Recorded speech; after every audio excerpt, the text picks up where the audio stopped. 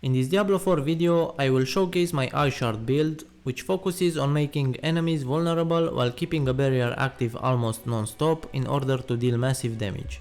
This Ice Shard build variant prioritizes melting elite enemies, but it still maintains the great AoE damage Frost skills are known for. In order to understand how this early game build works, let's have a look at the skills and why I picked them. The basic skill is Frostbolt with its enhanced Frostbolt and glinting Frostbolt upgrades. Although flickering Frostbolt makes frozen enemies vulnerable, this build needs almost every mana regen effect possible, so glinting Frostbolt is the way to go. We also use Aspect of Might, which makes Frostbolt a good way to reduce damage taken while also recovering some precious mana. For the core skills, I don't use Frozen Orb, but we need its enchantment effect, which makes every non-basic skill we cast have a 20% chance to launch a Frozen Orb at a nearby enemy, which is very useful. Ice Shards is the bread and butter of this build, and the only skill we use which consumes mana. Enhanced Ice Shard makes it jump to other enemies very often, and although greater Ice Shards could make it jump to multiple enemies every time because we have a barrier active very often, Destructive Ice Shards is what makes this build very powerful. Because if we use it on a single enemy, he becomes vulnerable for 2 seconds, which makes him receive 20% more damage. And because a cast of Ice Shard can jump to other enemies as well, they will get vulnerable as well. And because we use the aspect of piercing cold on an amulet, we make Ice Shards pierce 5 times, which will make more opponents vulnerable if it jumps to multiple targets. The defensive skills are our mana generators. Frost Nova freezes everything around you for 3 seconds. Enhanced Frost Nova will reduce its cooldown by up to 4 seconds if we kill frozen enemies, which we will. Shimmering Frost Nova is very important because we need the mana.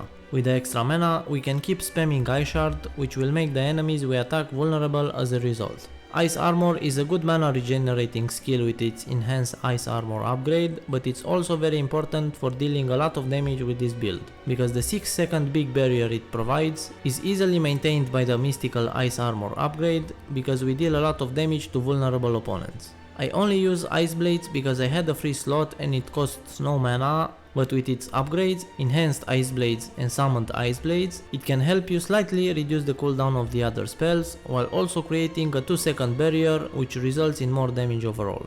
I don't use Blizzard, but 1 point is required to use its enchantment, which creates a blizzard over our head every 15 seconds, which deals good damage to close enemies. Deep Freeze is our ultimate skill, which encases ourselves in ice for 4 seconds, dealing a lot of damage and chilling enemies. If the enemies still stand, they will most likely be frozen, so we can finish them off. With its Prime Deep Freeze upgrade, we get a 6-second barrier by the end of the effect, which will protect us, while also helping us deal a lot of damage to vulnerable opponents. The Supreme Deep Freeze upgrade will reduce the cooldown of Ice Blades, Ice Armor and Frost Nova by 50%, so it would be best to use Deep Freeze after you used these spells first. The passives I picked are Glass Cannon for a big damage bonus. The extra damage taken is mitigated by barrier and other damage reduction buffs we have. Align the elements so we can have access to protection, which is extremely important for this build. Permafrost to have an easier time with elites. Icy Touch for extra damage against vulnerable enemies, and Frigid Breeze, which is a very good way of getting back some of the mana we lose by spamming Ice Shards. The key passive I use is Avalanche, because every Frost skill we use has a 20% chance to make Ice Shard cost no mana and deal 40% extra damage. You will know if your next cast of Ice Shard is buffed by a bluish release of energy, making your wrists have a blue light, and by the flickering icon of Ice Shard on the skill bar. The stats you should be looking for on the equipment are Life on Kill on a piece of equipment, so you can have another form of life regen alongside health potions. Ranks in the skills we are using, especially defensive skills and Ice Shards. All stats bonus is okay, but we primarily want intelligence bonuses for more spell damage, and damage reduction from close and far enemies is also okay. Bonuses to cold and frost skill damage are powerful, as well as damage to chilled, frozen or crowd controlled enemies, while critical strike chance and damage are also good. But the most important in my opinion are vulnerable damage and core skill damage. This will really improve our damage. On the pants, the bonus where our potions will give us health as barrier if we are injured is also very strong on this build. The most important aspects I use are Storm Swell aspect, where we deal increased damage to vulnerable enemies while we have a barrier, and aspect of Piercing Cold, so Ice Shard can hit and make more enemies vulnerable. They should be placed on the staff and amulet for increased potency.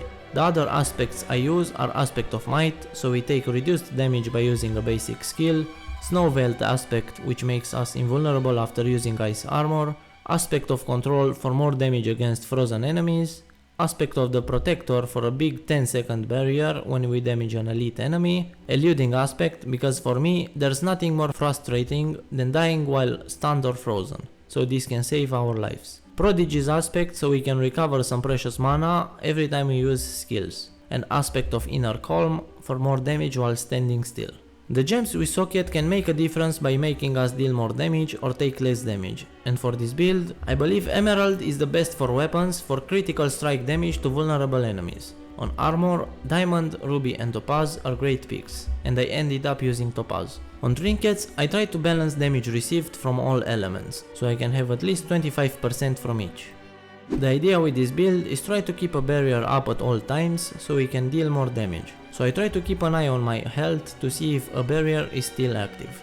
It will become active every time you use a cooldown, thanks to the protection passive, or by damaging an elite, thanks to the aspect of the protector.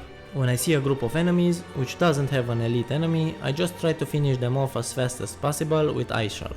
And if I run out of mana and they are not dead, I use Ice Armor or Frost Nova. Against groups which have elites, I hit them first with Ice Shard and the basic skill in order to get my barrier and damage reduction up, then focus on them. If I run out of mana, I use either Ice Armor or Frost Nova and keep spamming Ice Shard. Throw in an Ice Blade whenever the cooldown is ready, and ultimate only if we really need it to survive or if I have no skill ready and need mana.